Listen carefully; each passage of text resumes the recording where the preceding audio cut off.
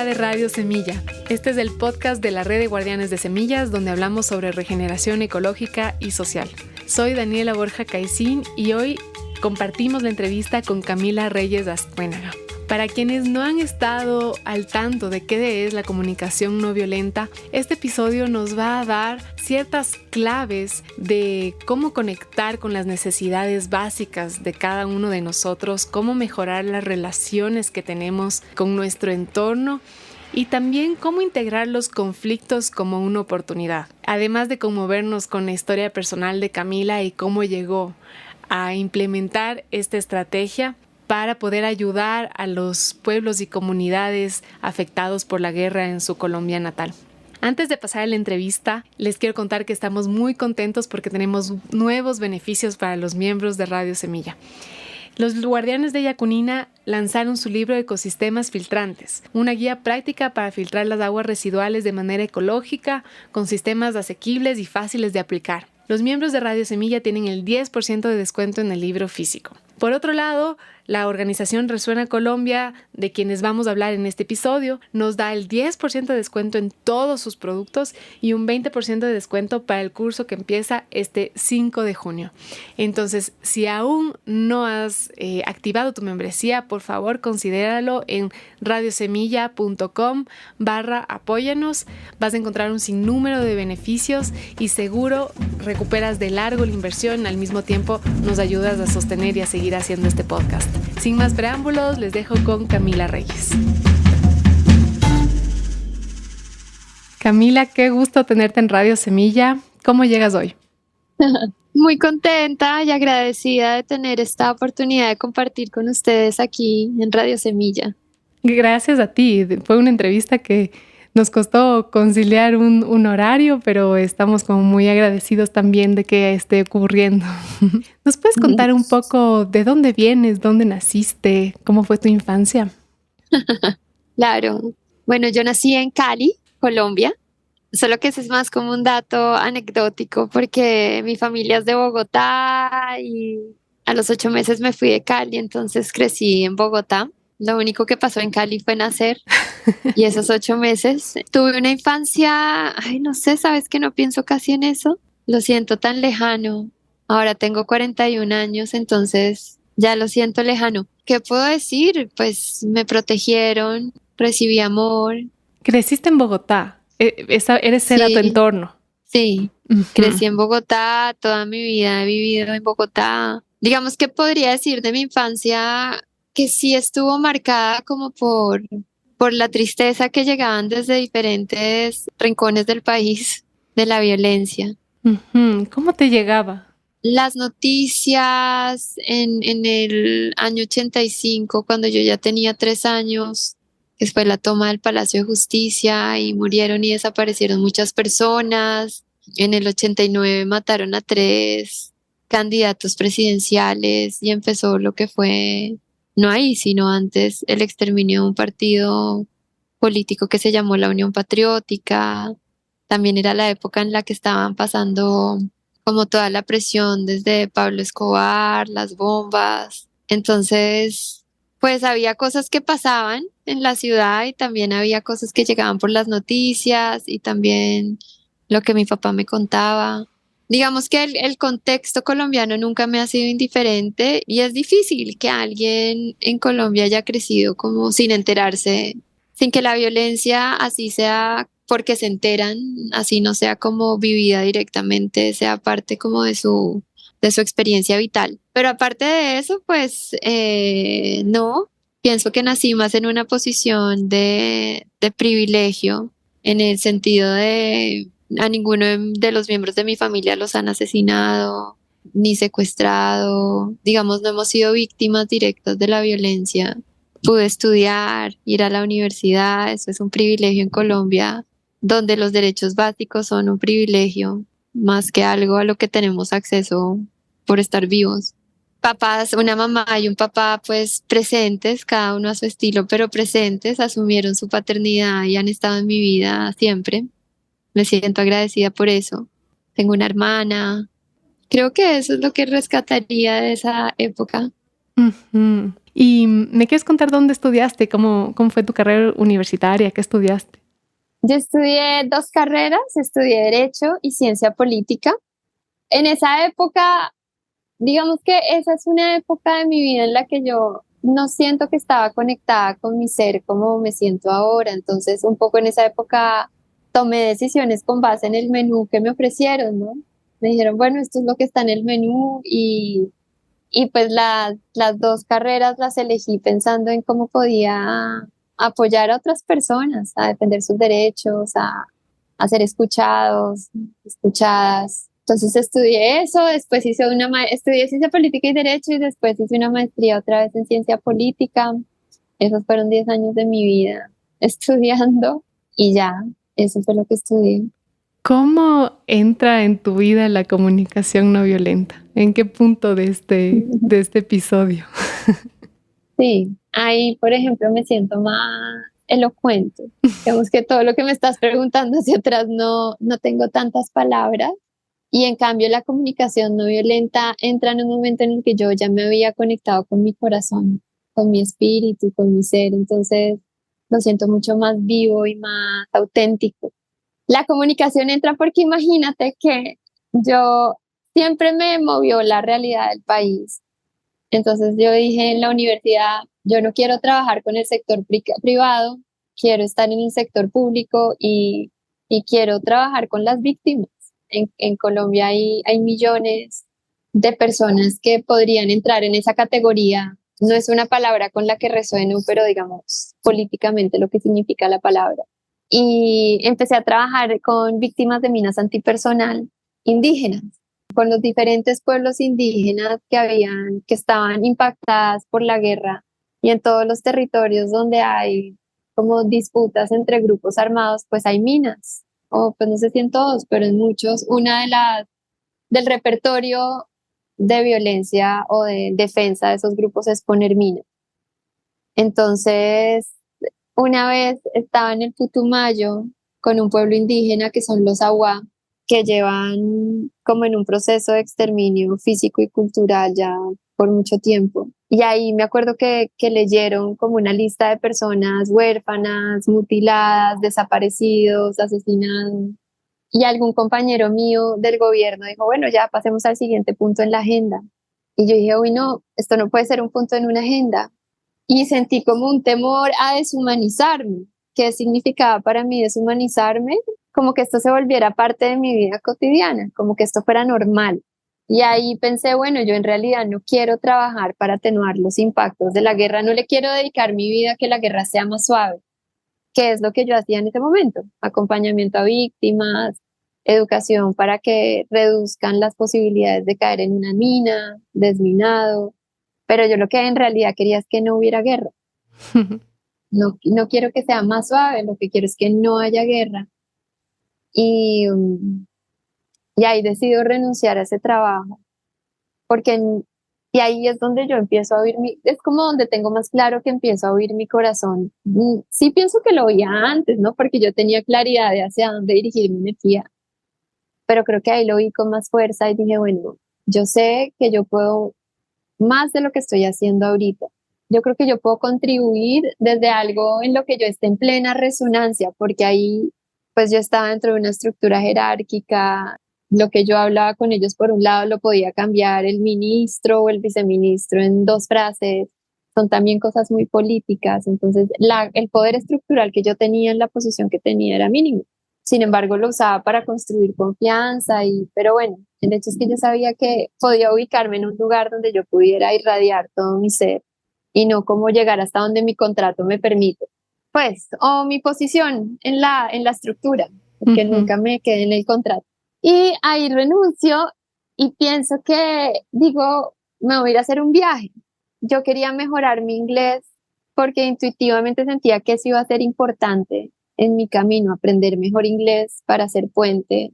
Y entonces me hice una pregunta, Daniela, que fue, ¿cómo puedo activar mi poder interior plenamente para ponerlo al servicio de la construcción de paz en Colombia desde la raíz, como para que esto se mueva desde la raíz? Y me voy con esa pregunta. Tenía un novio en esa época que estaba haciendo un documental de salsa en Nueva York y le dije, no voy para allá. El amor. El amor también te movió. Pues fue el amor, pero era más como la coincidencia, la sincronicidad que yo quería hacer el viaje y él quería estar allá, porque de hecho el segundo día que llegué terminé la relación. Yo he sido muy juiciosa desde esa época en oír mi corazón y eso no significa siempre hacer lo que yo hubiera preferido. Digamos lo que una parte de mí quisiera sostener. Creo mucho en la guía del corazón y lo sigo sin apegarme a mis preferencias, sino yo sé que el corazón sabe y que es claro y que me va diciendo qué es lo que me permite como mi mayor expansión. Entonces terminé. Pero lo que te iba a decir es que una cosa que me ayudó en ese viaje fue, escuché mi corazón cuando me dijo, sal ya de aquí, renuncia. Voy a esperar a ahorrar más plata, voy a esperar a que este contrato se acabe, si no, renuncié. Con el dolor que me daba dejar de estar con los pueblos indígenas. O sea, era como renunciar a ese vínculo que yo venía ya tejiendo por 3 años. Lo segundo fue hacerme una pregunta. La pregunta me ha guiado, la pregunta fue muy importante. Y lo tercero fue viajar sin agenda. Yo dije, yo ya llevo 10 años en la universidad, yo no quiero volver a entrar a ninguna universidad, a nada, no quiero aprender y quiero aprender inglés en la calle, no quiero volver a entrar a nada formal. Eso era lo que sentía en ese momento. Y cuando llegué allá y terminé con mi novio, al segundo día pues yo no tenía a dónde irme y empecé a preguntarle a amigos en Colombia si conocían a alguien en Nueva York y ahí me mandaron varios contactos y uno de esos, una mujer me dijo, oye, yo no te puedo recibir, pues era mientras yo encontraba algo, pero si quieres nos tomamos un té y en ese nos vimos y tomándonos el té me contó, mira, aquí está pasando algo increíble, acá empezaron movimientos, era en el 2011, se llama Occupy Wall Street, es como los indignados en España, es como, era como todo el momento esto de la primavera árabe, era como esa época como de que hubo varios procesos en diferentes partes del mundo con distintas motivaciones. Y esto estaba empezando en Nueva York. Y me dijo, es increíble, nos reunimos todas las noches, tenemos un campamento, nos tomamos un parque, tenemos señas. Bueno, el hecho es que fui allá y allá había una mesa, fui al campamento y la mesa decía comunicación no violenta. Y yo dije, ay, ¿qué son esas palabras? Me encantan, me encantan. Yo hasta ese momento solo sabía que existía la comunicación de los periodistas. No sabía que existía otra comunicación. Entonces me acerqué y ahí me contaron, estamos haciendo entrenamientos gratis todos los días al mediodía.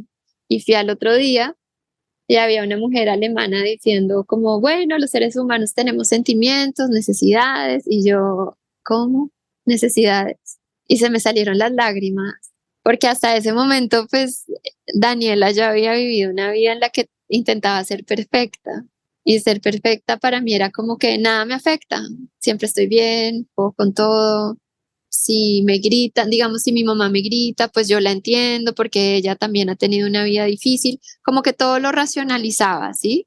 Entonces me saltaba como eso, ¿qué impacto tiene en mí? Ujú. Puede que yo entienda a la otra persona, pero eso no significa que yo también me sienta triste y que también necesite respeto. Entonces fue como un momento de, ¿te acuerdas que en el Putumayo yo dije, uy, no me quiero deshumanizar? Bueno, mi siguiente paso en Nueva York fue empezar a reconocer que yo también era humana, que yo también sentía, me imagino que esos son mecanismos de protección que uno genera como de anestesiarse y tratar de pasar todo por aquí.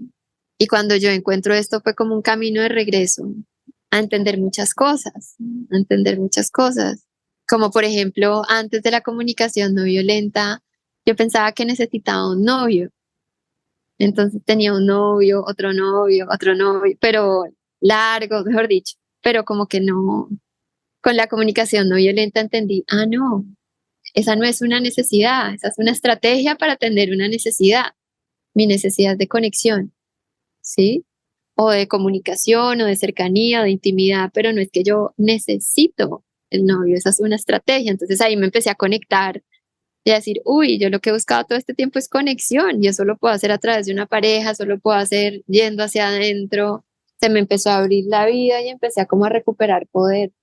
Y por otro lado, cuando yo empecé a ver esta comunicación que habla de escuchar al otro, de reconocernos como en nuestra humanidad compartida, la compasión, trascender la culpa, fue como que yo me imaginaba y decía, aquí tendría que haber al lado mío en este salón o en estos salones por donde yo iba aprendiendo eso, miles de personas de Colombia, porque esto es lo que necesitamos después de haber estudiado lo que yo estudié.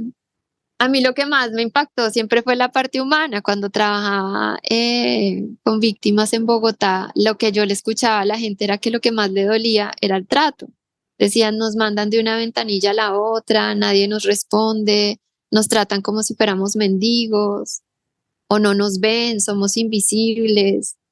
Eh, entonces yo traía todo eso en ese encuentro con los AUA en Putumayo. Me acuerdo que llegó el viceministro y uno de ellos le dijo, ¿usted mandaría a sus hijos una noche a dormir acá, a este territorio? Le dije, usted no los mandaría. Y si usted siente, o sea, si para usted es difícil, para nosotros también. Y le dijeron, es que nosotros también tenemos oídos, ojos, nariz, como nosotros también somos humanos, ¿sí? Nosotros también importamos. Entonces yo traía ya todo eso y entonces dije, bueno, antes que el derecho, antes que la política, para mí hay algo más básico por tejer, que es cómo nos tratamos, si nos reconocemos, cómo nos relacionamos. Entonces la vida me llevó ahí a una conciencia que pone en el centro el vínculo, la relación como la mayor fuerza para construir poder. Esto, como yo lo entiendo, dice que uno, que entre más nos vinculemos, más posibilidades vamos a tener de sobrevivir como especie. Entre más nos separemos, más difícil va a ser la vida para todos y todas, porque nos necesitamos. Entonces, cuando esa interdependencia se rompe, cuando el vínculo se rompe, es más difícil atender nuestras propias necesidades. De hecho, en los países como en Estados Unidos o en países en Europa, la gente entre más sola vive, más enferma, más rápido se muere, más depresión tiene. Entonces, y lo otro es que esto dice que la posibilidad de lograr cosas juntos, o sea, que el poder se construye en el vínculo con la otra persona. Entre más nos unamos, más posibilidades tenemos o sea, si logramos aprender a caminar juntos y juntas, más posibilidades tenemos de lograr como estar a la altura de retos como el calentamiento global o como las guerras, pero eso requiere organizarnos. Y para organizarnos necesitamos trascender todo lo que nos separa y lo que no nos permite fortalecer los vínculos, los juicios, las exigencias, tener la razón. Es maravilloso lo que dices, porque va a uno de los retos mayores como humanidad. A veces, como tú dices, pensamos en estos mega retos como la crisis climática o las guerras, pero es un trabajo tan profundo que tenemos que hacer nosotros mismos para poder vincularnos y llegar a conciliar con el que nos cae mal, con el que no estamos de acuerdo, con el que tenemos diferencias, ¿no? Para poder construir juntos y reconocer la humanidad en el uno y en el otro. Es fantástico lo que dices.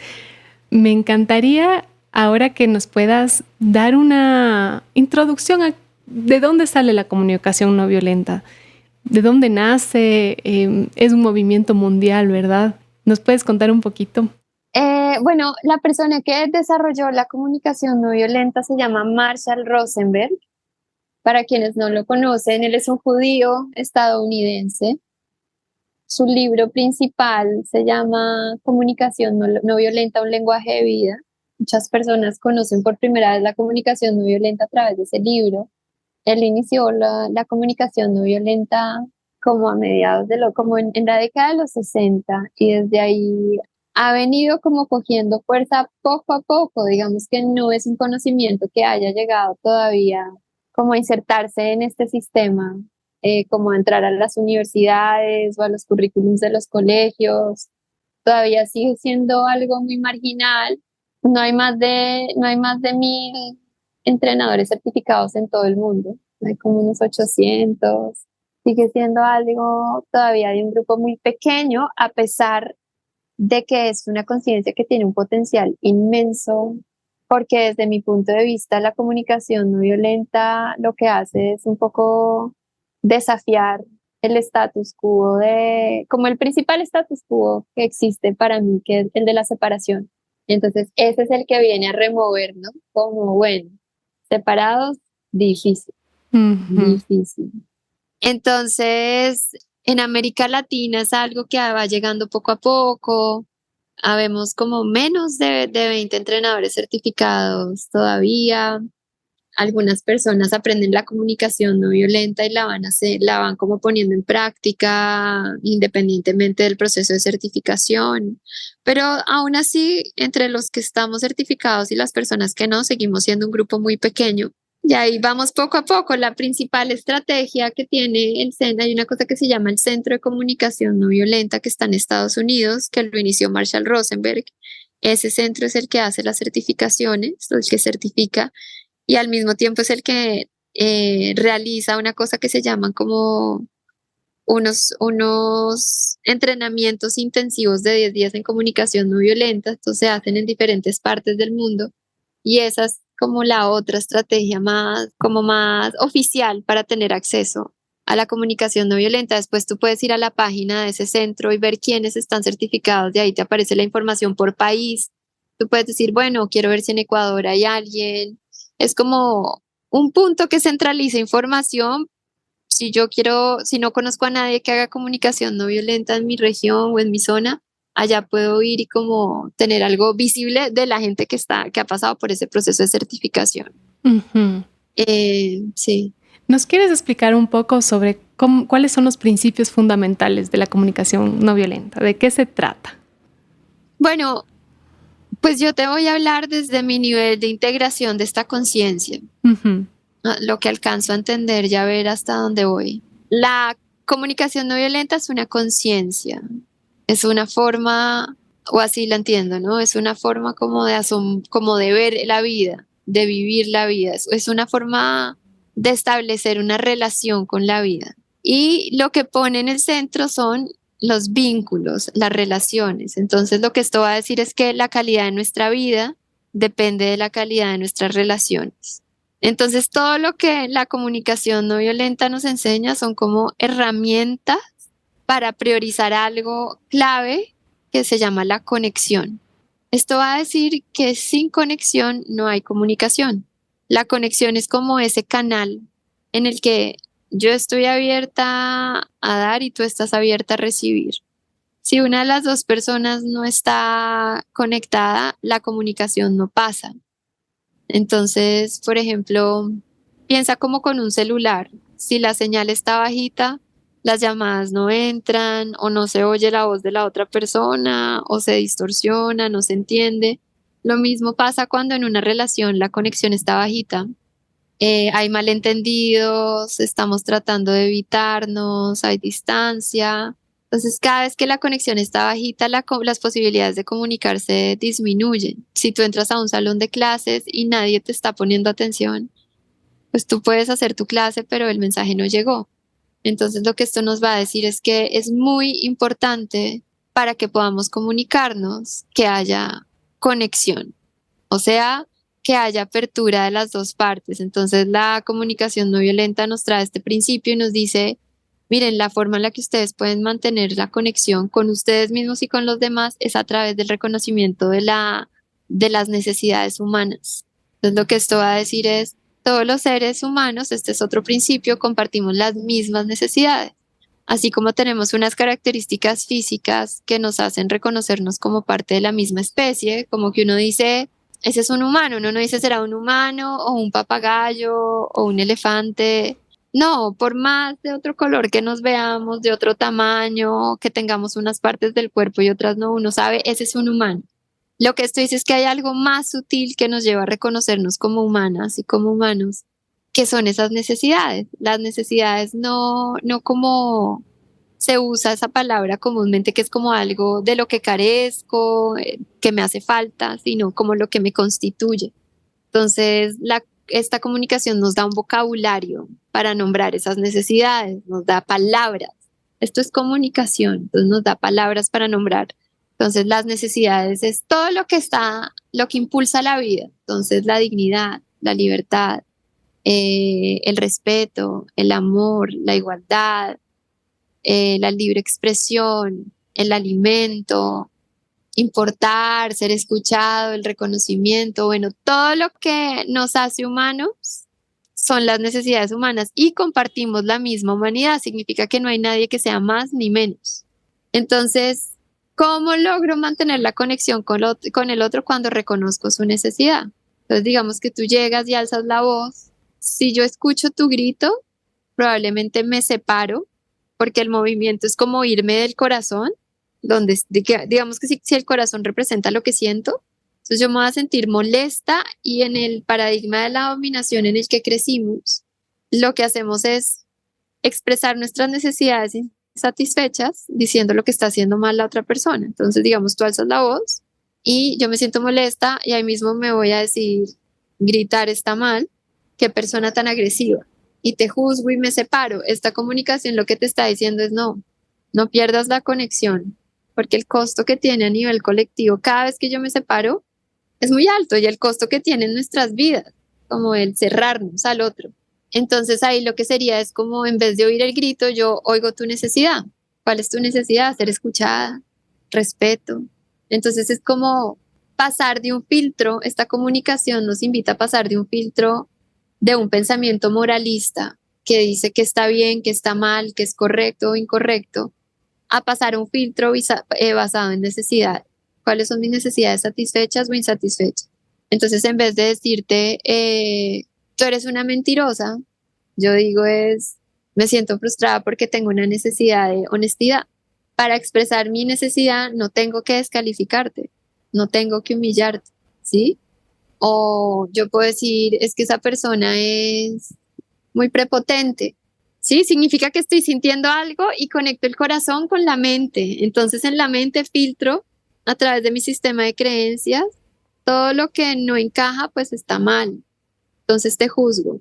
Entonces lo que podría decir es, me siento ansiosa porque tengo una necesidad de igualdad. Digamos que detrás de la idea de prepotente yo puedo estar pensando que esa persona habla más en la reunión porque se cree más que todos. No sé, ¿sí? Ujú. Entonces lo que necesitamos es muy rápidamente, desde mi perspectiva, y creo que es como el principal regalo de esta comunicación, es aprender a recuperar la conexión con el amor.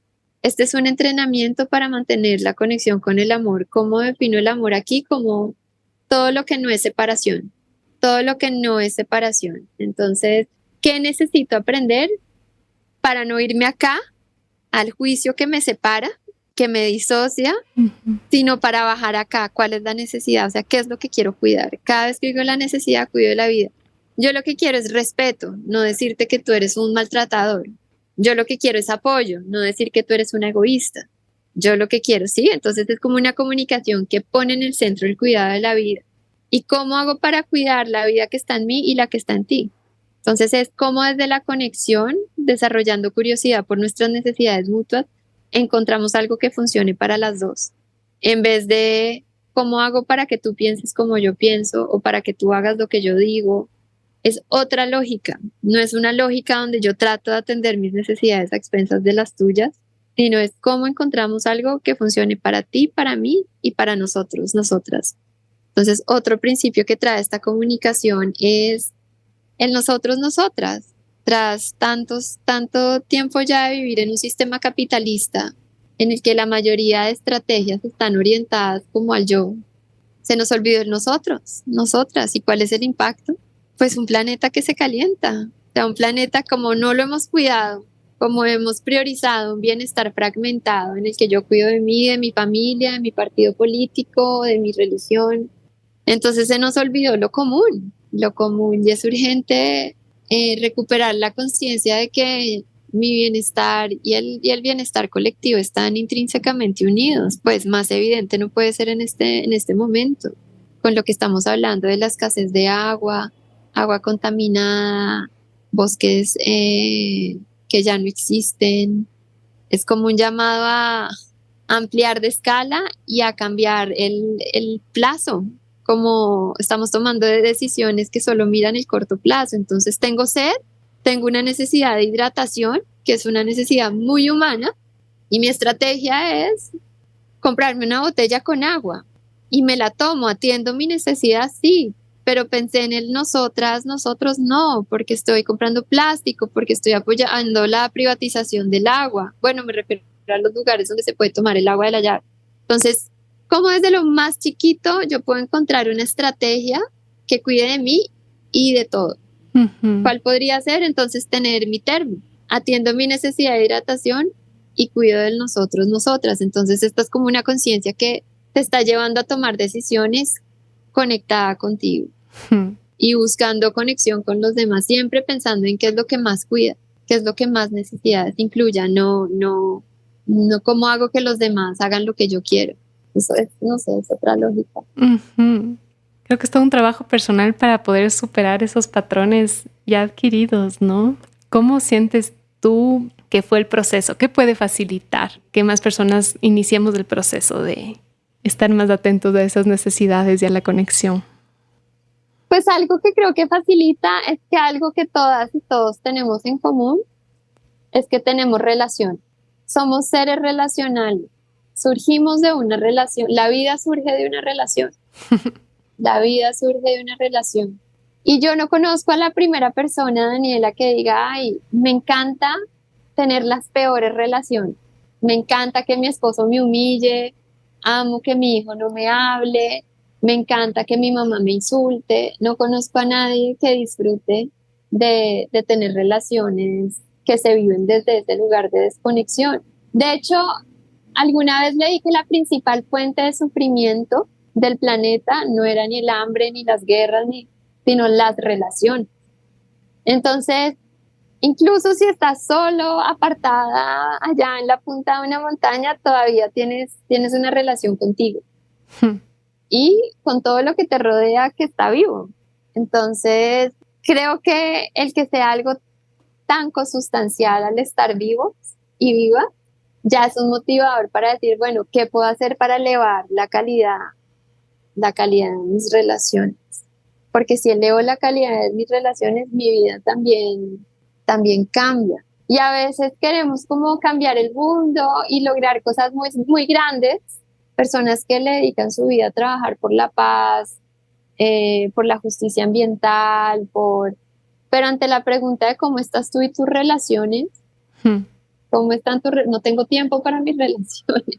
Mucha gente que le entrega su vida a que este planeta sea mejor, se olvida de sí mismo. Entonces, cuando uno la ve, está enferma, sola. Entonces, lo que esto va a decir es que mis necesidades, hay 3 niveles de necesidades. Yo tengo necesidades, tú tienes necesidades y nosotros, nosotras. Las estrategias que son más sostenibles son las que incluyen el yo, el tú y el nosotros. Si todas mis estrategias están en el nosotros, nosotras, por ejemplo, un activista que está todo el tiempo apoyando a la comunidad, que está todo el tiempo pensando en lo colectivo, pero no está incluyendo su necesidad de salud, ni de descanso, ni muchas otras, pues esa estrategia no es sostenible porque lo que está haciendo lo está haciendo por otros, pero se está dejando a un lado a sí mismo. Y viceversa, también en una relación de pareja hay personas que se dedican a priorizar solo estrategias que satisfacen las necesidades de su pareja y dejan las suyas a un lado. No es sostenible. Sí creo que si a alguien le interesa como disminuir niveles de sufrimiento y ubica ese sufrimiento como una fuente de sufrimiento como lo que pasa en sus relaciones, ahí hay una motivación grande para iniciar este camino. La más importante para mí es la relación conmigo misma. Esa es la fuente de todas. Entonces, creo que es muy distinto vivir la vida sabiendo cómo comunicarme conmigo a no tener ni idea de qué pasa en mí. A estar todo el tiempo haciendo lo que los demás esperan de mí o lo que los demás dicen o permitiendo. O sea, por eso empecé yo esta conversación hablando de lo importante que ha sido para mí aprender a escuchar mi corazón. Y ese es como un nivel de comunicación muy importante. ¿Dónde pongo mi atención? Entonces esta comunicación nos va a llevar a poner la atención en el cuerpo, no en la historia, sino en el cuerpo. ¿Qué siento? ¿Qué necesito? ¿Te acuerdas? En vez de, ay, qué persona tan agresiva, en mi casa me enseñaron que gritar estaba, o lo que sea, o esto me recuerda a me voy, es a ver qué siento. Me siento molesta porque tengo una necesidad de respeto. ¿Qué puede estar pasando para esa persona? De pronto también tiene una necesidad de respeto y aprendió que el respeto lo tenía gritando. No estoy de acuerdo con su estrategia, pero escucho su necesidad. ¿Cómo encontramos algo que funcione para los dos? Entonces sí creo que esto trae mucha claridad y poder, porque esta conciencia también te enseña a tomar responsabilidad de lo que piensas, sientes y necesitas. Entonces, por ejemplo, muchas personas creen que sienten que son responsables de lo que los demás sienten y que los demás son responsables de lo que ellos sienten, ¿sí? Entonces, ay, voy a verme contigo, Daniela, porque si no te pones bravo. Mm. O estoy feliz porque mi mamá me dijo tal cosa. O tengo rabia porque ella quedó de mandarme esto y no me lo mandó. Entonces, esta forma de vida en la que nos acostumbramos a responsabilizar a los demás de lo que pasa en nosotros nos quita mucho poder porque pone nuestra atención afuera y Ujú. nos lleva a usar nuestra energía para tratar de cambiar al otro, así cambiamos lo que sentimos. Entonces esta comunicación de una te lleva para adentro y te dice, no, lo que tú sientes te está mostrando que tú tienes una necesidad satisfecha o insatisfecha. No es estoy brava porque no me dejaste las llaves a la entrada del apartamento, sino cuando veo que no dejaste las llaves a la entrada del apartamento, me siento brava porque tengo una necesidad de apoyo. Conecto lo que siento con lo que yo necesito. Ujú. Y ya sé que el otro no es la única estrategia que yo tengo para atender mi necesidad, sino que hay muchas. Entonces, así yo libero al otro de creer que él es el responsable de mi necesidad de apoyo. Una alternativa es que tú contribuyas a mi necesidad, pero si tú no estás abierto, busco otra estrategia. Entonces, esta comunicación nos va a llevar a sacar la energía de exigencia que surge cuando yo creo que yo dependo del otro. Si tú no me escuchas, yo no voy a poder ser escuchada. Lo que tú dices, no, tú eres responsable de tu necesidad. Si él no te escucha otra persona, busca otra estrategia, pero tú eres la responsable. Entonces, esta conciencia nos devuelve la responsabilidad y con la responsabilidad llega el poder, llega el poder. Entonces, Ujú. yo soy responsable de lo que interpreto, de lo que siento y de lo que necesito, ¿ok? Empiezo a tener más capacidad de acción. ¿Cómo te suena eso? Es una belleza, ¿no? Me parece como una herramienta tan importante justo para no responsabilizar al otro y me encanta todo lo que estás diciendo. Yo quisiera preguntarte cómo nació Resuena Colombia, porque sé que tú eres una de las fundadoras, la fundadora de Resuena Colombia, que es una iniciativa que sigo hace mucho tiempo y que estoy en estos chats de capacitación de comunicación no violenta. Pero me encantaría saber, uno, cómo nace y otro, qué pasó durante este tiempo cuando viste como la primera vez, tuviste ese primer encuentro en Nueva York hasta que se creó. ¿Cómo fue, se puso en ebullición esa idea? Bueno, Resuena nace en el 2017, el año pasado, en noviembre, cumplimos 6 años, así que somos como una niña.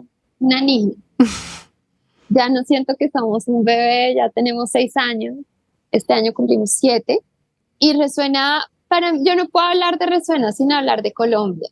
Para mí la solidaridad es muy importante. Digamos que me resisto a la opción de resignarme a pensar que la violencia es inevitable. No, qué pena, pero yo no paso derecho por esta vida creyendo que la vida es así. La vida puede ser así, pero también puede ser de otra manera. Entonces Resuena va un poco por otra manera. Vamos a vivirla desde el amor, también se puede. Y viene como de qué necesitamos aprender para que toda esta violencia nunca se vuelva a repetir. A mí me duele ver tanto desprecio por la vida. Me duele y en parte creo que ese desprecio es como una expresión de un trauma colectivo que no ha encontrado una forma de salir del ciclo en el que yo amplifico mi dolor en ti. Como que la forma en la que recreamos el trauma es amplificando el dolor los unos en los otros. Hay una anécdota que cuenta Marshall Rosenberg en uno de sus libros que dice que va a una cárcel, él trabajaba en cárceles también, y ahí se encontró con una persona que violaba niños y niñas, pues niños, no sé. Y entonces Marshall Rosenberg le preguntó, que cuáles habían sido las buenas razones por las cuales había hecho eso. Y entonces la persona le dijo, no, pues ninguna buena razón, porque soy un cerdo, soy una mala persona, eso es todo. Entonces, si te fijas ahí, él ya se había deshumanizado, ¿no? Él ya no podía ver su humanidad, sino que él ya ya se había ido a su pensamiento moralista. Lo que yo hice está mal, como está mal, me juzgo. Cada vez que me juzgo, me separo. Cada vez que me separo, se aliena la vida.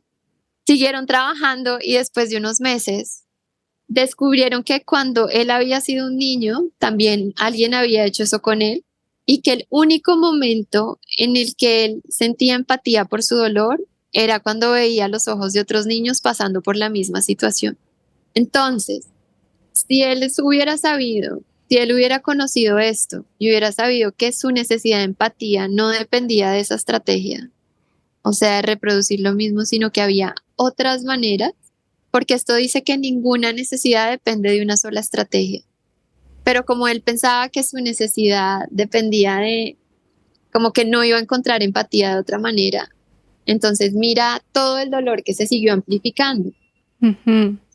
Entonces yo me pregunto, ¿cuántos de nosotros, si supiéramos que podemos atender esa necesidad, como sin repetir lo mismo en los otros, igual voy a poder nutrir mi necesidad de empatía, la historia cambiaría? Entonces, pues resuena, sale como de la idea de, bueno, si vamos a hacer esto, que por favor no sea por ignorancia, que tengamos alternativas, porque sí hay alternativas y un ser humano conectado, Daniela, cuida de la vida.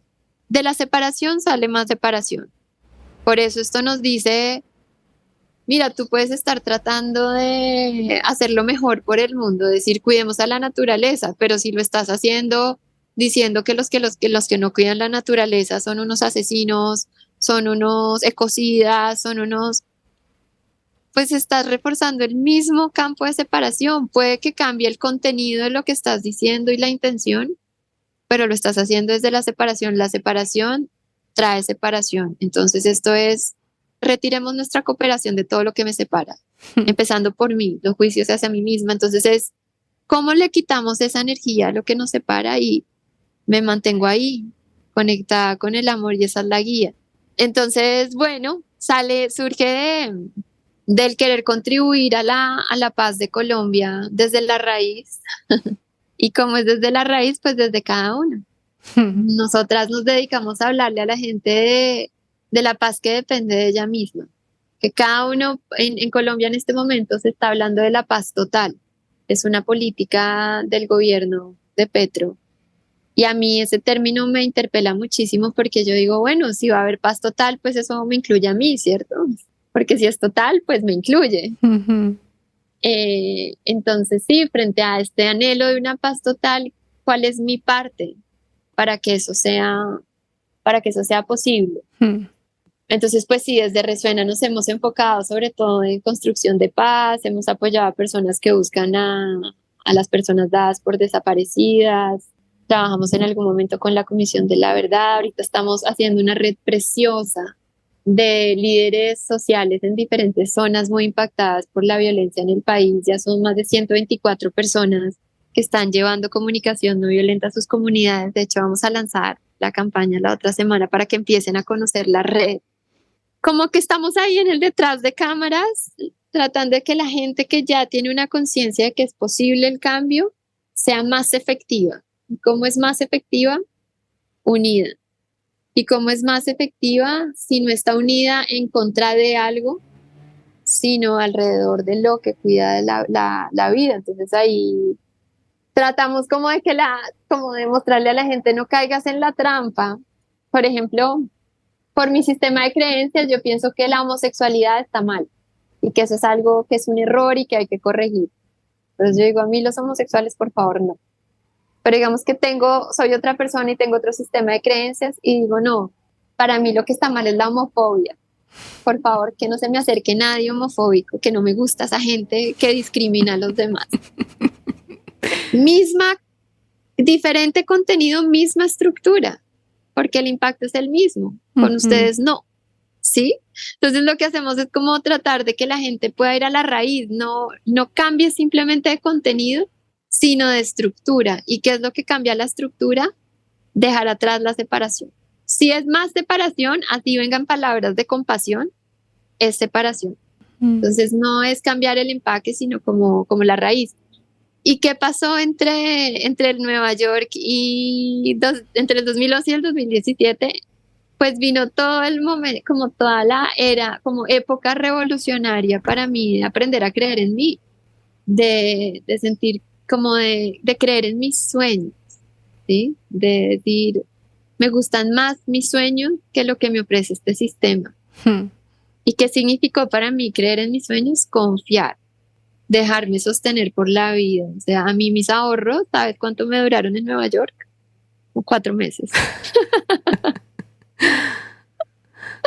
Los ahorros como de 2 años no me duraron nada. Y hasta, ¿sabes cuándo tuve mi primer contrato de comunicación no violenta donde empecé a ganar plata? ¿Cuándo? En el 2019. ¿Y sabes cómo hice para vivir toda esa época? Con confianza. Nunca me faltó nada. Nunca me faltó nada, aunque nunca tuve la plata. Conocí a una persona en un taller de comunicación no violenta, una mujer peruana, y ella la vi una vez y yo le mandé un correo de 2 líneas y le dije, tengo un sueño, quiero aprender esto, si te interesa apoyarme, avísame. Yo la llamé y ella me dijo, mi esposo y yo te pagamos todo lo que quieras estudiar. Para conseguir la visa, irme a Estados Unidos y aprender eso, conocí a otra persona en otro taller que era la directora del Instituto Gandhi y le dije, necesito apoyo. Y me dijo, ¿qué necesitas? Y le dije, pues una visa y que me dejes ser voluntaria en tu organización. Y me dijo, te ayudo con la visa, puedes ser voluntaria, te damos un cuarto y una bicicleta. Y me dieron una visa por 5 años. Entonces, hay algo muy poderoso. Bueno, obviamente yo no tenía hijos y hay muchas cosas que hacían posible las decisiones que yo estaba tomando, ¿no? No es lo mismo, se trataba solo de mí. Pero sí, durante todo ese periodo lo que yo hice fue confiar y dar un paso a la vez. Yo no sabía qué iba a pasar. Yo no estaba pensando en crear Resuena. ¿Sabes yo en qué estaba pensando en ese momento? En cómo construir confianza en mí, expresar mi voz. Mi primer taller de comunicación no violenta lo hice llorando. Lo hice llorando. Me sentía tan nerviosa, no, como que mi punto de partida no era creer en mí. Eso fue una construcción paso a paso y la forma en la que logré como construir esa confianza fue diciéndole sí a todo lo que me decía el corazón sin cuestionarlo. Cada vez que le dije sí a mi corazón sin decirle sí, pero en 2 años. Oye, que esa relación no es para ti. Sí, pero ¿qué? No. O sea, creo que a mí me ha ayudado mucho escuchar y actuar, no aplazar. Si es ya, es ya. Si este no es el trabajo para mí, es ya. Pero ay, que cómo voy a pagar las cuentas, que qué voy a hacer, no. Si el corazón me lo está diciendo, está cubierto. Estamos sostenidos. Lo que pasa es que nos hace falta confianza porque hemos crecido en un mundo en el que pareciera que no importamos, que estamos solos, que si no lo hago por mí nadie lo va a hacer. Pero yo desde mi experiencia reporto que la guía del corazón nunca me ha dejado botada, digamos. Entonces eso pasó, fue todo el proceso de reconectarme conmigo misma. Y ahí vamos. Hoy en día somos un equipo de 8 personas, es un aprendizaje cada día. Lo que sí es que cuando uno hace lo que ama, tal vez tú también haces lo que amas, pues todo lo que vives es una bendición. Imagínate, lo que yo más quiero es hablar de amor, de conexión, vivir el amor en mi vida, experimentarlo, compartirlo. Y encontré un camino en el que le da lenguaje a mi corazón. Entonces yo solo siento gratitud por lo que sea que ha pasado en mi vida, que me ha dado como la fuerza para escucharme a mí misma. Qué belleza, ¿no? Qué importante lo que dices, comenzar por uno mismo. Quería preguntarte, hablaste sobre 2 o 3 servicios de Resuena Colombia. ¿Me puedes contar así a breves rasgos todo lo que hacen o puedes enumerar lo que hacen? Sí, pues Digamos que nuestro foco está como te decía, en construcción de paz, justicia social, entonces siempre estamos como buscando abrir puertas en cómo fortalecer comunidades que ya estén organizadas, líderes sociales que estén trabajando por la paz en sus territorios, personas que están como dándole la vida a que este país trascienda la realidad de la violencia. Entonces, eso lo hacemos a través de consultorías, como que estamos muy metidas en el mundo de los derechos humanos, por decirlo de alguna manera. También tenemos otra, entonces nuestro foco es ese, ¿no? Como meternos al ecosistema de paz y desde ahí contribuir nuestro granito de arena, que es cómo lograr que lo que hagamos lo hagamos unidos. Uh-huh. Y que no lo hagamos desde la separación con el otro, sino por el cuidado de la vida. Lo otro que hacemos está ya más abierto como a un público. O sea, eso de la paz es como nuestro 80%. Ya tenemos un 20% que es el reto de 365 días, que tiene más de 6,000 personas de 34 países que se han venido uniendo poco a poco, que es un reto que mandamos todos los días a un chat de WhatsApp que tú conoces, donde yo traté como de escribir todo lo que había aprendido en estos años de la comunicación no violenta y compartirlo pensando en que en Latinoamérica apenas estamos empezando a explorarla, no hay muchas cosas en español. Entonces esto fue como una idea de hacer pedagogía. Si te fijas, no tiene un formato estilo como la frase del día, algo para que la gente te vaya con una frase, sino esto tiene como un poco más de teoría, tiene como un formato un poco más extenso, no es para alguien que quiera como un impulso ligero en el día, sino como ir construyendo un cuerpo de conocimiento. Lo hice pensando en profesores, en personas que algún día digan, bueno, yo quiero empezar y que tuvieran material, ejercicios, desde lo que podíamos. Entonces, eso ha sido muy lindo. También hacemos, y bueno, lo que hacemos en ese reto es una explicación del tema. Tratamos a veces de poner un ejemplo de cómo se hace normalmente, como desde la dominación y cuál podría ser la alternativa. Y después hacemos como un ejercicio práctico. También con la idea de que como la dominación es algo que practicamos todos los días, o sea, todos los días hacemos mínimo un juicio, mínimo. Y eso lo hemos hecho por años. O sea, imagínate un planeta en el que todo el mundo cada día está haciendo mínimo un juicio, en el que todo el mundo está creyendo que tiene la razón, en el que es la receta de la separación. Entonces, queríamos también una práctica de un año para que, bueno, si practicamos lo otro, no un año, sino toda nuestra vida, ¿qué tal si empezamos a practicar la alternativa con más constancia? Están los círculos de empatía, que es algo que hacemos los martes, son unas sesiones también gratuitas como el reto, en donde la gente puede entrar entre las 6:30 y las 8 de la noche a escuchar y ser escuchada desde la manera en la que la comunicación no violenta plantea la empatía. Entonces ahí damos unas pautas y es un espacio abierto al que llegan también personas de diferentes países, por lo que es un espacio virtual. También tenemos cursos abiertos al público. Tenemos 4 cursos al año. Ahorita vamos a empezar uno que se llama Viviendo desde la Conexión, que es un curso intermedio. Tenemos un curso orientado a comunidades que hacemos en alianza con Casa Latina, que es el Consejo de Asentamientos Sustentables de América Latina. Eso es como comunicación no violenta para gente que vive en comunidad o que quiere vivir en comunidad. Y vamos a empezar uno que es el curso de polinizadores, que es para gente que ya quiera compartir la comunicación no violenta como facilitadora, cuyo propósito en parte es como abrirlo al público y por otro lado contribuir a la formación de entrenadores y entrenadoras que vengan de grupos que históricamente sus necesidades han estado excluidas, personas negras, personas indígenas, un poco como la gente que pertenece a la red que hemos estado formando. Entonces, para Resuena, como para nosotros es muy importante que Resuena sea un puente para oír otras voces, porque la única forma, desde mi punto de vista, no la única, pero una forma poderosa de humanizarnos es conociéndonos, rompiendo la segregación, la idea de que siempre estamos conectando entre la gente que se parece a nosotros. Uh-huh. Algo que me encanta, Daniela, que quiero decir rápido, es que la comunicación no violenta nos invita a pasar de una conexión construida con base en simpatía a una conexión construida con base en empatía. Cuando yo construyo conexión con base en simpatía es cuando yo me siento más conectada con la gente de mi clase social o con la gente de mi mismo pensamiento político o de mi misma religión. Entonces es como resueno contigo, conecto. Y muchas veces conecto deshumanizando al otro, ¿no? Entonces, si somos de un pensamiento político, nos conectamos más cuando decimos que los otros son unos fachos o son unos, como cuando deshumanizo al otro. O si conectamos porque somos hombres, entonces nos conectamos más cuando nos burlamos de los maricas, ¿sí? Como que fortalecemos los vínculos entre un grupo separándonos del otro y deshumanizando al otro.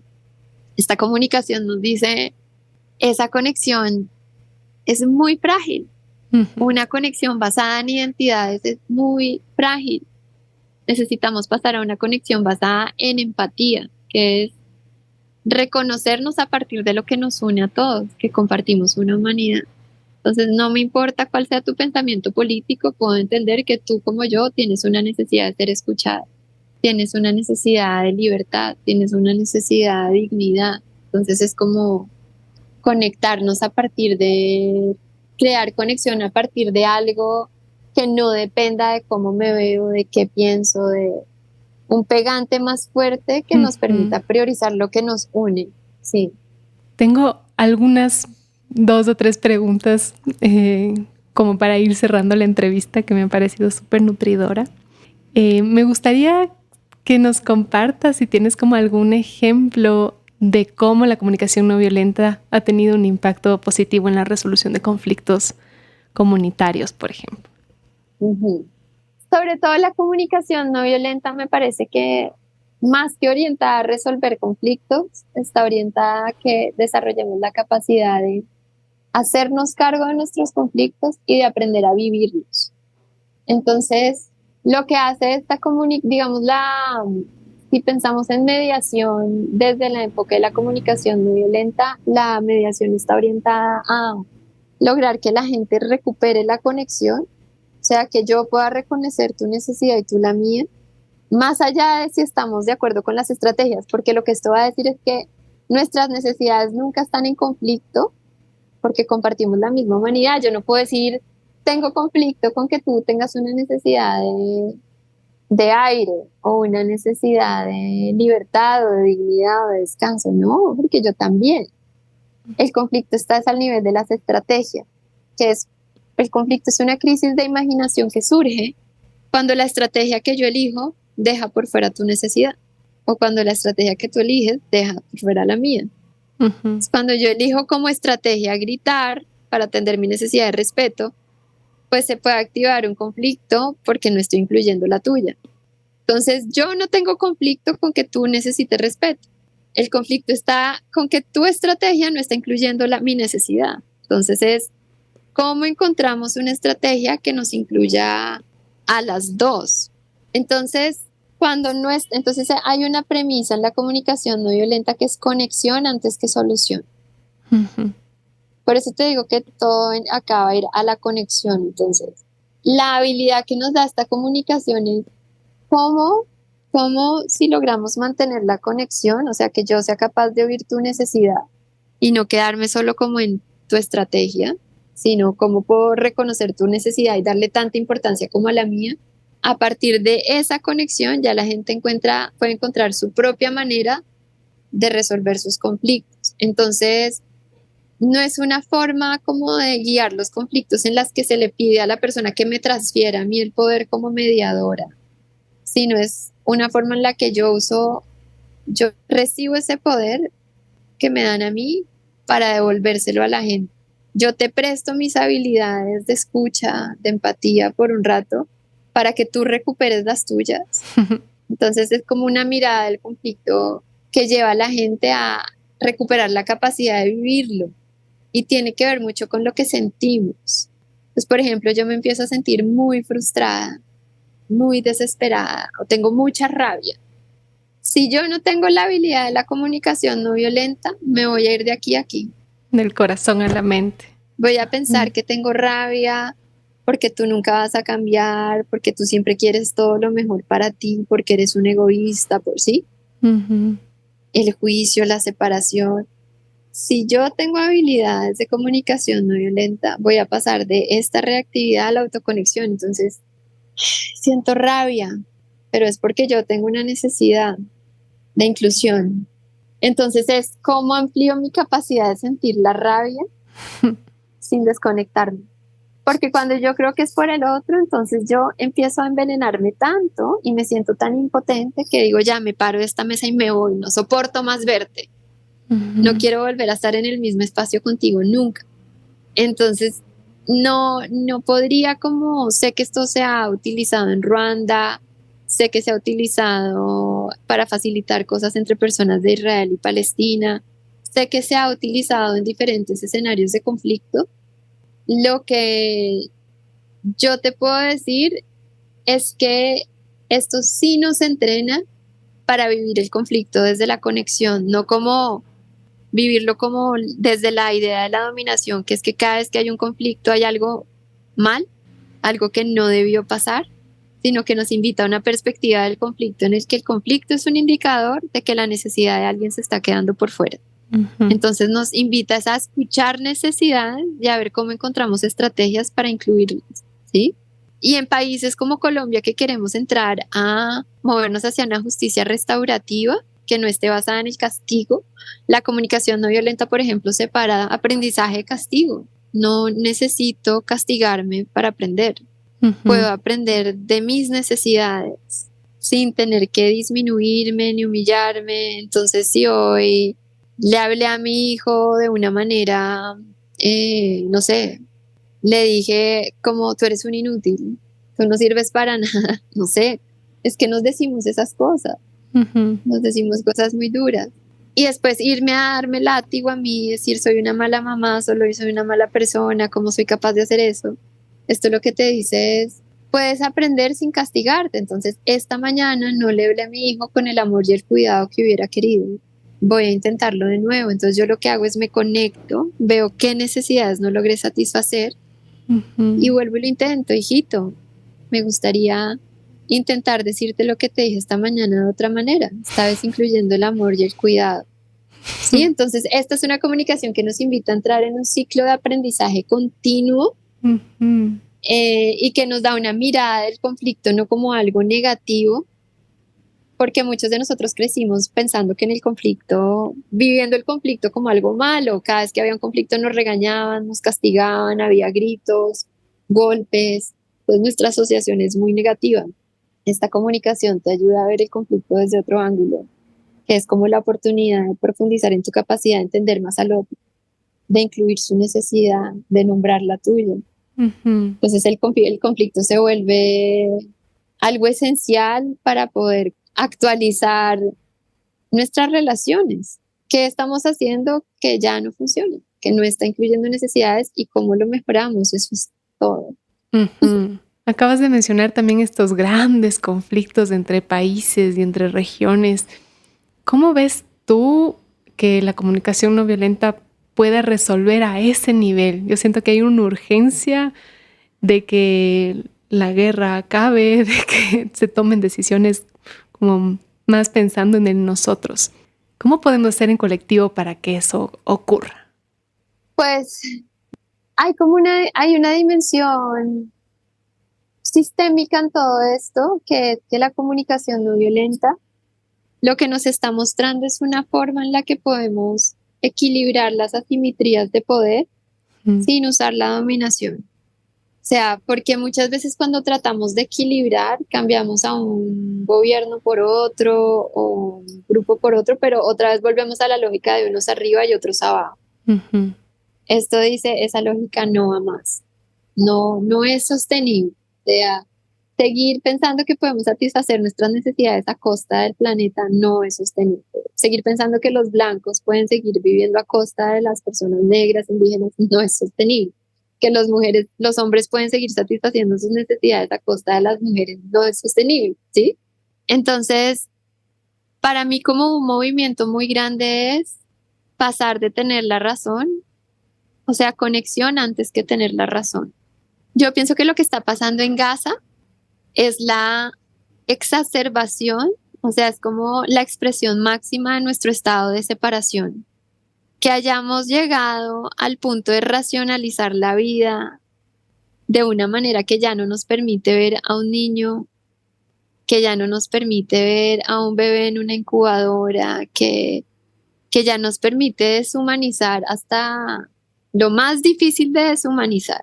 Ujú. O sea, ver en un bebé una amenaza, ya eso tiene que, y pensar que eso lo estoy haciendo a nombre de Dios, citando a la Biblia, o sea, como encontrar toda la justificación que me permite deshumanizar al otro, es ya como el estado máximo para mí de separación, porque dicen que, o sea, esto que está pasando allá incluye a todo el mundo, ¿no? En una Ujú. guerra antes se oía como, no, las mujeres y los niños para un lado y los hombres se van a pelear en la guerra.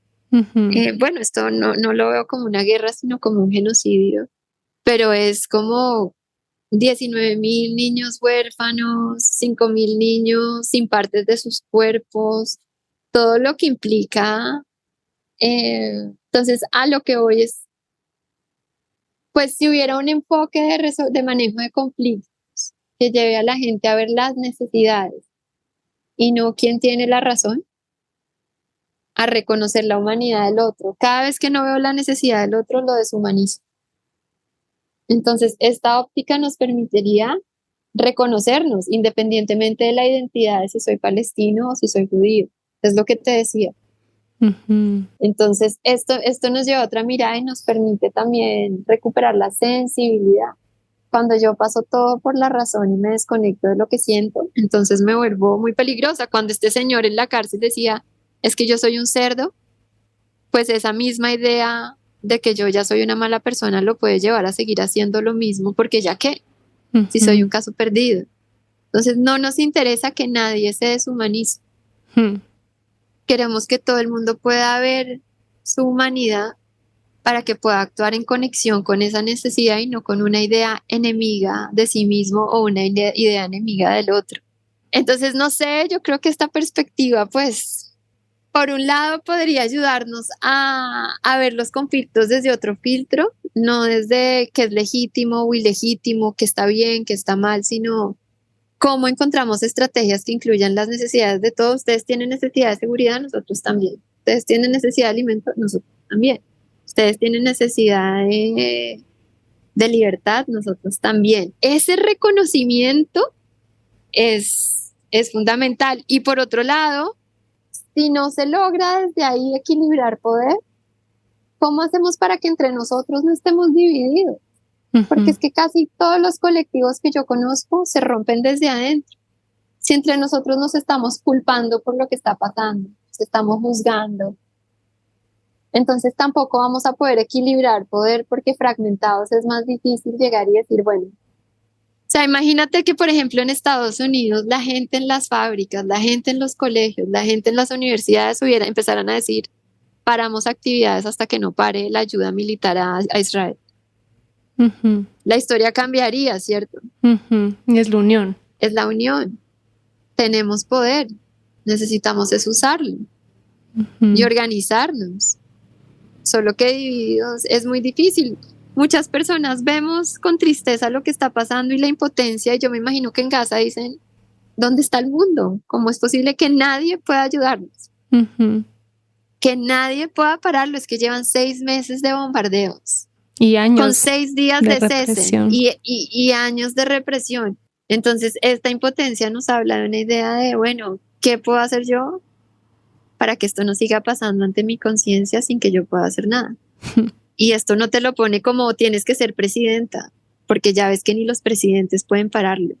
Esto lo que te dice es conéctate y empieza a organizarte con los que están alrededor. Qué Sí, lindo, lo que Cami. parece chiquito es grande, sí. Qué inspirador, pero es verdad, ¿no? Que igual comienza por nuestro entorno cercano. Tengo una Mm. última pregunta porque también me toca de manera personal y quería preguntarte también desde tu perspectiva, ¿Cómo sientes que se puede proteger a los niños y a las niñas en entornos de violencia? Qué pregunta tan difícil, ¿no? Porque siento que sí, finalmente en Latinoamérica mucho se está moviendo, en el mundo mucho se está moviendo, y pienso en que las noticias llegan por todo lado y cómo hacer que, bueno, nos encarguemos de lo que tenemos que encargarnos, trabajar por la comunicación no violenta, por la conexión y poder hacer que las infancias sean más llevaderas, ¿no?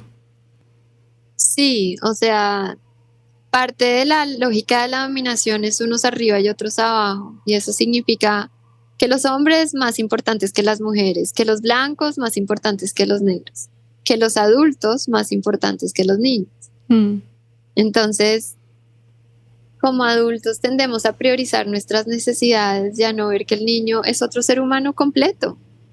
Así tenga un cuerpo más chiquito, una voz distinta o no hable, sino que haga sonidos. Es un ser humano completo y sus necesidades son tan importantes como las nuestras. Entonces, lo primero es humanizar a los niños, ver sus necesidades y ayudarlos a que en vez de entregarnos su poder haciendo lo que nosotros decimos que está bien o mal, empiecen a tomar decisiones entendiendo qué necesidades atienden o no atienden cuando las toman. Pero yo diría que pues esto tendría que volverse política pública, la comunicación no violenta, que la gente, muchos de esos papás que hoy en día maltratan a sus hijos, porque es que el estado de un niño es de extrema vulnerabilidad. Yo siento, sí, me parece una pregunta muy dura. Pues fueron niños que también pasaron por eso. Entonces, qué necesitamos hacer para poder romper el ciclo de la violencia en cada hogar, ¿cierto? Y aquí hay una herramienta de construcción de paz en la vida cotidiana. Muchas de las políticas, por lo menos en Colombia, de paz, en este momento son entre grupos armados, negociaciones, son cosas como en otros niveles, pero hay muy poco para que la gente pueda hacer las cosas de otra manera. Entonces a mí me parece que cosas como la comunicación no violenta tendrían que democratizarse, porque si las personas tienen herramientas para conectarse consigo mismas, para volver a ver su humanidad y dejar de despreciarse a sí mismas, seguramente van a poder cuidar más de sus niños, ¿no? Sí, me parece que esa es como la prioridad máxima, la forma en la que tratamos a los niños es el reflejo de lo que estamos siendo. Y pues mira, hemos roto todos los límites, hemos roto todos los límites. Entonces yo creo que eso, como a seguir haciendo incidencia, hacer estas entrevistas, decir esto es importante, ¿no? Porque no creas que esto es obvio, o sea, esto todavía no ha llegado, todavía no ha terminado de entrar, esto, cada vez que yo me siento con alguien, casi que tengo como que no convencerlo, pero sí como crear interés alrededor de esto, decir por qué es importante. Y esa ha sido otra guía en mi vida. Cuando yo llegué a Colombia, nadie pedía la comunicación no violenta porque no se sabe que existe. Y yo dije, bueno, pues si no existe, yo le voy a dedicar mi vida a que exista.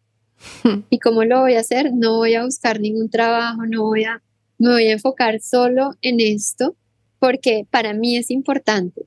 Y todos los días yo hablo de por qué esto es importante y cada vez hay más gente así como tú que se acerca y dice, sí, esto es importante, hasta que un día entra, ¿no? Y pasemos de hacer una encuesta en el país de cuánta gente conoce a la comunicación no violenta, el 0.0, a el 70% conoce la comunicación no violenta. Y cuando lleguemos ahí, entonces va a haber mucha gente formándose en comunicación no violenta, va a entrar a los colegios, así como hay facultades de ingeniería, de derecho, de ciencia política.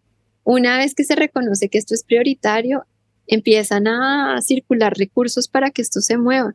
Yo lo que espero es que lo hagamos cuanto antes. Eso nos urge en un planeta que cada vez está más caliente, conectarnos, o bien para tomar decisiones ya que cambien nuestro destino colectivo, o para que si llegamos a ese escenario límite, no usemos la poca energía de vida que nos va a quedar para sacarnos los ojos y matarnos, sino para ver cómo nos ayudamos y salimos de la que nos metimos. Sí. Muchas gracias, Cami. ¿Hay algo más que nos quieras compartir? Pues solo que creo profundamente en que la fuerza que puede hacer la diferencia en este planeta es el amor. Es el amor y por eso todos los días me entreno en mantenerme conectada con el amor. Y también alguien con quien resueno mucho es Jesús, porque me parece que vino a mostrarnos el camino del amor. Ha sido una de las personas que han venido a mostrar ese camino y una persona que ha sido tan influyente por siglos, que ha movilizado a tantas personas y sigue movilizando a otras personas. Nos mandaba mensajes tan básicos como: mi paz os dejo, mi paz os doy. Él no hablaba de la paz del mundo y él hablaba de él. ¿Qué les puedo dejar? Mi paz. Ama a tu enemigo, que tire la primera piedra quien esté libre de pecado. O sea, como que nos estaba mostrando ¿por qué te vas a poner en el rol de juez? Ese no es tu lugar. No uses tu energía para separarte del otro. Encárgate de tu paz. Hay algo así como, si solo tuvieran fe, si su fe fuera como el tamaño de un grano de mostaza, moverían montañas. Entonces creo mucho que el camino es por el amor y sé lo hermosa que es la vida desde ahí, porque cada vez más la experimento desde ese lugar. Y es otra cosa. Entonces eso. Y agradecerles por el trabajo que hacen, Daniela, por escucharme, por tus preguntas y también por sentir curiosidad por mi vida. Gracias. Siempre es lindo saber de dónde vienen las historias, ¿no? Y de saber cuáles son los motores para que transformemos el mundo de a poquito. Te quiero agradecer mucho por tu tiempo y por la apertura para contarnos todo lo que te ha movido. Les quería contar a los oyentes que vamos a dejar en las notas del episodio algunos enlaces que pueden seguir para conectarse con Resuena Colombia y con otras iniciativas que ha mencionado Camila en este episodio, y les agradecemos muchísimo por acompañarnos esta vez. Hasta la próxima, Radio Semillaristas.